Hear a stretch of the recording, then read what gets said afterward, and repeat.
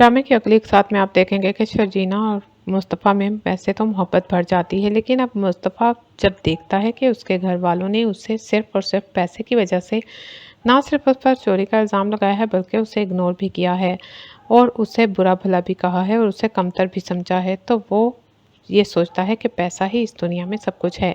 इसलिए वो पैसे की दौड़ में शामिल हो जाता है। शर्जीना उसे कहती भी है कि हमें अपने लिए वक्त निकालना चाहिए और पैसे के पीछे इतना नहीं दौड़ना चाहिए, लेकिन मुस्तफ़ा को सिर्फ और सिर्फ पैसा कमाने की लगन है। मुस्तफ़ा चूंकि अभी सीख रहा होता है तो उससे उसकी गेम खराब हो जाती है, जिसकी वजह से उसकी जॉब चली जाती है। मुस्तफ़ा की जॉब जैसे ही जाती है तो दोनों के बुरे दिन शुरू हो जाते हैं। एक तरफ तो दोनों ख्वाब देख रहे थे अच्छे इलाके में जाने का, तो दूसरी तरफ वो इसी इलाके के होकर रह जाते हैं।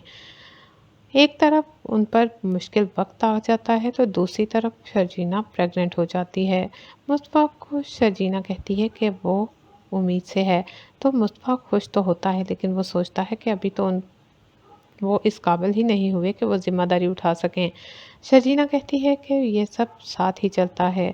अल्लाह ने हमें खुशी दी है तो हमें इसको एंजॉय करना चाहिए।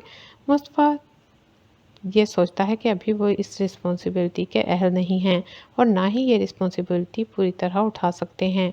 शर्जीना कहती है मुस्तफ़ा ऐसी बातें ना करो। दोनों की सोच में फ़र्क आ जाता है और दोनों के दरमियान छोटे छोटे झगड़े होने लगते हैं। मुस्तफ़ा शर्जीना को समझाने की कोशिश करता है कि पैसा ही यहाँ सब कुछ है और पैसे के बगैर हम ना अपनी औलाद को पाल सकते हैं और ना ही किसी अच्छी जगह रख सकते हैं। शरीना कहती है कि जो औलाद इस दुनिया में आएगी वो अपना मुकद्दर और अपनी किस्मत खुद लेकर आएगी, इसलिए हमें ये सोचने की ज़रूरत नहीं है। दूसरी तरफ रुबाब के पापा को अदील की सारी कमज़ोरियाँ मालूम हो जाएंगी और वो ये जान जाएंगे कि वो रुबाब को धोखा दे रहा है, पैसे के लिहाज से भी और वफादारी के लिहाज से भी। जैसे ही रुबाब के वालिद को यह सब मालूम होगा कि तो वो फ़ौरन ही रुबाब को बता देंगे। रुबाब पहले तो शक नहीं करेगी अदील पर और इस बात पर यकीन नहीं करेगी जो उसके पापा कहेंगे, लेकिन जैसे ही उसे आहिस्ता आहिस्ता अदील की असलियत खुलेगी तो वो ये जानती जाएगी कि अदील वाकई ही फ्रॉड है।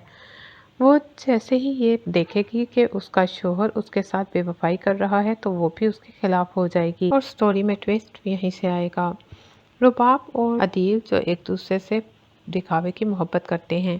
रुबाब तो अदील से फिर भी किसी हद तक मोहब्बत करती है, लेकिन अदील शुरू दिन से सिर्फ पैसे की वजह से रुबाब को बर्दाश्त कर रहा है। उसने शादी भी रुबाब से इसी वजह से की है कि उसके पास पैसा है और वो उसकी बॉस थी। और शर्जीना जैसी खूबसूरत और ज़हीन और टैलेंटेड लड़की को भी उसने सिर्फ इसीलिए छोड़ा कि उसकी बॉस यानी कि पैसे वाला रिश्ता उसके लिए आया और उसने उसी लड़की का इंतखाब किया जिसके पास बेतहाशा दौलत थी, चाहे वो बाद में उसको गुलाम बनाकर रख रही है।